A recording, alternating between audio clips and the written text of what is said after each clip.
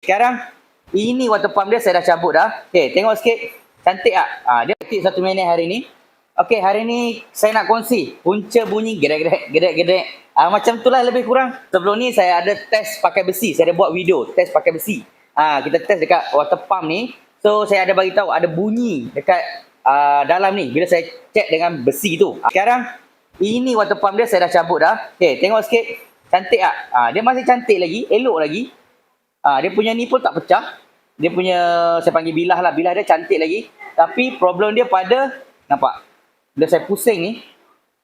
Ni, nampak? Nampak bila saya pusing? Keras. Dia berat. Dia punya bearing ni dah jam lah. Dalam ni dia ada satu bearing.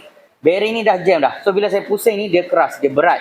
Dan lagi satu, bila saya buat macam ni, kita boleh rasa dia. Bila saya buat macam ni, rasa macam gedek. Okay. So nampak tak? Sebab tu saya cakap, kadang-kadang tak semestinya tunggu dia rosak dulu baru kita nak tukar. Maksud rosak kat sini adalah overheat. Kalau boleh janganlah tunggu overheat nak tukar benda ni. Kalau boleh tukarlah bila sampai tempoh dia, cukup tempoh dia lebih kurang 80,000 ke 100,000 mileage, tukarlah water pump ni. Bukan apa. Kalau dah bunyi macam ni, maksudnya dia ada risiko. Apa risiko dia? Anytime boleh jam. Maksudnya bila dia jalan jauh nanti, dia boleh jam.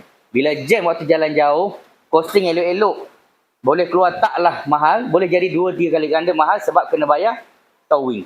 So kalau kereta anda ada masalah, ada bunyi pelik, tak settle, dah cari tak jumpa, boleh bawa datang ke Fizi Motorsport Sunweek Pro. So dapat tiap hari ni, settle.